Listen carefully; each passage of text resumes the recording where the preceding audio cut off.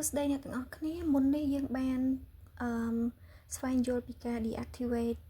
account Facebook ហើយនិងការ delete profile ឥឡូវនេះយើងមកមើលការ deactivate នៅលើ Messenger ម្ដងអញ្ចឹងសម្រាប់ការ deactivate Messenger គឺយើងចូលមកកាន់យើងបើក Messenger របស់យើងមកបន្ទាប់មកយើងចូល menu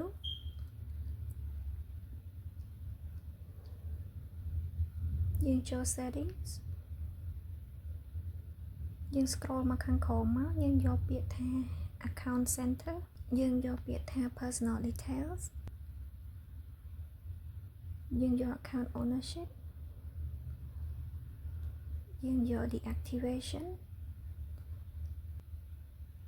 យើងយកខាងលើគេយើងយក deactivate messenger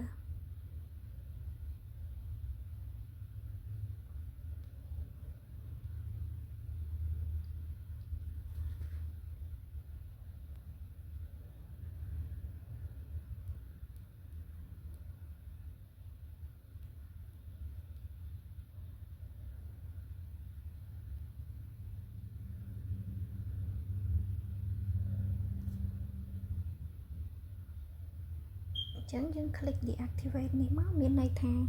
Messenger របស់យើងនឹងបាន deactivate ដូចដែល Facebook account របស់យើងអញ្ចឹងវីដេអូនេះមានតែប៉ុណ្្នឹងទេអរគុណអ្នកទាំងអស់គ្នាសម្រាប់ការតាមដានហើយសង្ឃឹមថាអ្នកទាំងអស់គ្នាចូលចិត្តវីដេអូមួយនេះជួបគ្នានៅវីដេអូក្រោយបាយបាយ